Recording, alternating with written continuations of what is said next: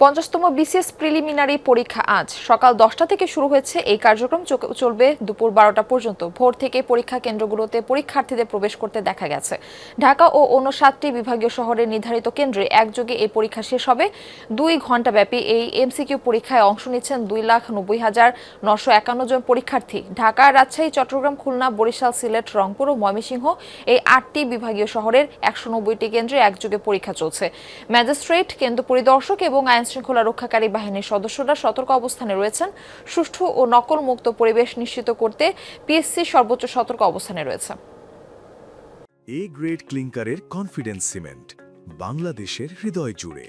50তম BCS preliminary পরীক্ষার বিষয়ে জানবো। খুলনা থেকে আমাদের সঙ্গে যুক্ত হচ্ছেন আমাদের সহকর্মী প্রবীর বিশ্বাস। আমরা যাচ্ছি তার কাছে। প্রবীর, আপনি কোন কেন্দ্রে রয়েছেন এবং সেখানকার পরীক্ষার পরিবেশটা কেমন দেখছেন আমাদের জানাবেন। খুলনা বিভাগের যে 10টি জেলা রয়েছে মারফি, সেই 10টি জেলার খুলনা কেন্দ্র বিভাগীয় কেন্দ্র এবং খুলনা কেন্দ্রের অংশ হিসেবে মোট 21টি উপকেন্দ্র বা 21টি ভেন্যুতে এই পরীক্ষা অনুষ্ঠিত হচ্ছে। এর মধ্যে আমরা সরকারি মজিদ মেমোরিয়াল সিটি কলেজ এই কেন্দ্রে আমরা অবস্থান করছি এবং ইতিমধ্যে আপনি জানেন যেহেতু 10টা থেকে পরীক্ষা শুরু হওয়ার কথা, পরীক্ষার্থীরা ভিতরে প্রবেশ করেছে। শুধুমাত্র আইন শৃঙ্খলা পরিস্থিতি নিয়ন্ত্রণে যারা কাজ করছে তারাই বাইরের অংশে অবস্থান করছেন এবং প্রশ্নপত্র যাতে ফাঁস না হয় সেজন্য প্রশাসনের পক্ষ থেকে নানা উদ্যোগ গ্রহণ করা হয়েছে। এমন প্রশ্ন ছিল খুলনা জেলা প্রশাসক এবং যিনি জেলা ম্যাজিস্ট্রেট আসমা জমশেদ খন্দকার, তিনি আমাদেরকে জানিয়েছেন ট্রেজারি শাখা থেকে সকালবেলা নির্বাহী ম্যাজিস্ট্রেটের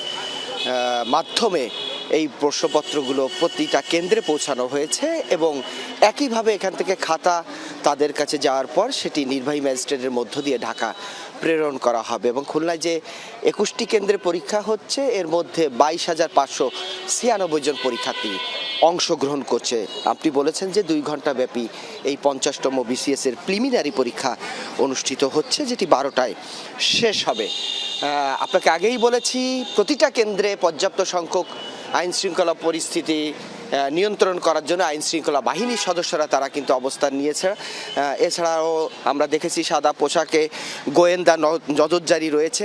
সব মিলে একটি সুস্থ সুন্দর পরিবেশ যাতে অনুষ্ঠিত হয়, আগামীতে যারা দেশ গড়ার কাজে নিজেদেরকে নিয়োজিত রাখবে এমন মানুষদের পরীক্ষা তারা যাতে সুষ্ঠুভাবে দিতে পারে এবং কোনো ধরনের ডিভাইস নিয়ে না যেতে পারে সেই ধরনের যাবতীয় ব্যবস্থা করা হয়েছে। মার্কি। প্রবীর বিশ্বাস, ধন্যবাদ আপনাকে।